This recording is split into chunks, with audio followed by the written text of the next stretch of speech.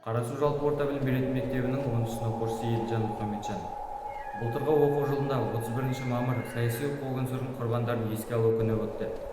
Сол кездесуде ауыл тұрғыны Сабыр ата жала жабылып, халық жауы атанған жерлесіміз Сәтқали Молдағалиев жайлы айтты.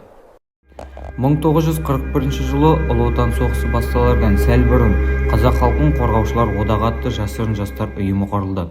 Ұйым құрамында 17 мен 23 жас аралығындағы 14 боздақ болды. Олардың мақсаты қазақ халқының тілі мен мәдениетін қорғап, елдің дербестігін талап ету. Сол 14 жастың бірі Сәтқали Молдағалиев, білімді, зерек, ел тағдырына бейжай қарамаған жас. Ол ұйымның белсенді мүшесі болды. Бірақ бұл ерлігі үшін ауыр жазаға тартылып, 10 жылға сотталды. Айдауда жүрсе де оның рухы сынбады. Ол азат Қазақстанды армандады және сол арманның орындаған өз көзімен көрді. 14 боздақ бүгінгі тәуелсіздіктің алғашқы үні.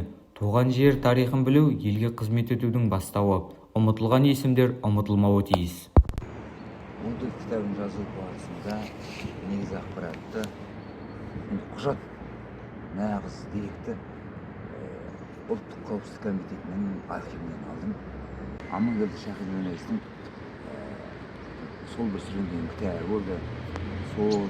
Сосын Сәтқали Бәжекенов деген кісімен қаталмасқан Орал өңірінде газеттегі қаталысқан естеліктер шықты, әңгімелер.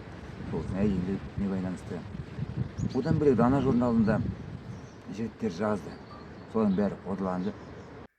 Туысқандысы болғанда әкемнің ағасы туған. Молдағалиевтің Наурызбай деген жұртының ағасы. 22 жыл туылған, Батыс Қазақстан облысында Жалпақтар ауылында 4 ауылын дүниеге келген. Білімі 9 кластық. Тарих өткеннің көлеңкесі емес, ол бүгінгі ұрпаққа қалдырылған аманат. Ал сол аманатты сақтау әр жас азаматтың парызы.